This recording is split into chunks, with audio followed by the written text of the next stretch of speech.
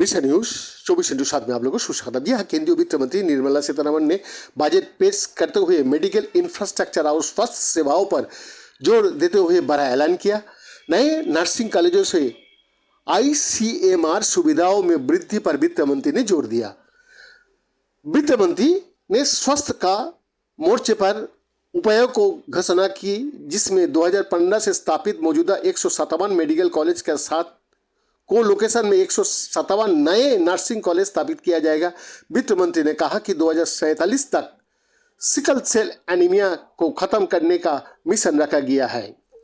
सार्वजनिक और निजी चिकित्सा सुविधाओं की तरफ से अनुसंधान के लिए चुनिंदा ICMR प्रयोगशालाओं में सुविधाएं उपलब्ध कराई जाएंगी। साथ ही फार्मास्यूटिकल से अनुसंधान और नवाचार को बढ़ावा देने के लिए उत्कृष्टता केंद्रों की तरफ से एक नया कार्यक्रम शुरू किया जाएगा।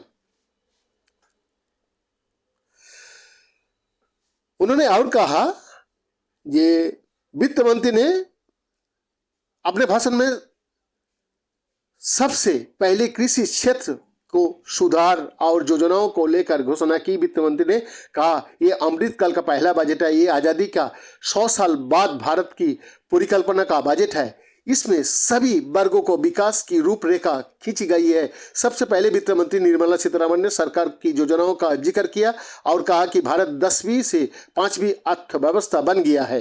वित्त मंत्री ने कहा कि बजट में 7 क्षेत्रों को प्राथमिकता दी गई है। इसमें समावेशी विकास, आखिरी व्यक्ति तक पहुंचे, इंफ्रास्ट्रक्चर और निवेश, ग्रीन ग्रोथ, यूथ पावर और फाइनेंशियल सेक्टर शामिल है। वित्त मंत्री ने कहा कि खेती को बढ़ावा देने के लिए एग्रो स्टार्टअप स्थापित किया जाएगा, जिसके लिए युवाओं को प्रोत्साहित किया जाएगा।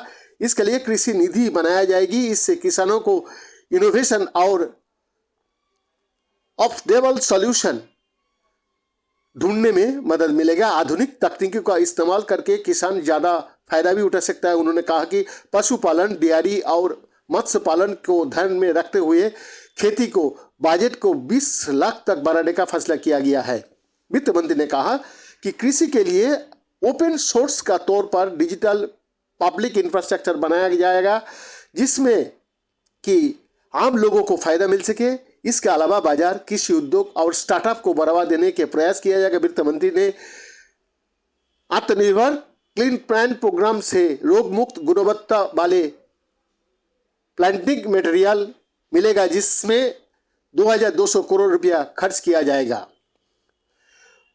वित्त मंत्री ने कहा कि बाजरा, कोदो, समा जैसे मोटे अनाज को बढ़ावा देने के लिए अन्य योजना शुरू की जाएगी, जिससे हम परंपरा में शामिल अच्छा खाद्य देने वाला भोजन कर सके और दुनिया को भारत की परंपरा से अवगत करा सके। उन्होंने कहा कि किसानों को प्रोत्साहित करें और उनकी मदद के लिए राष्ट्रीय मिलेट संस्थान के गठन किया जाएगा। वित्त मंत्री ने कहा कि किसी क्षेत्र के लिए स्टोर क्षमता भी बढ़ाया जाएगा।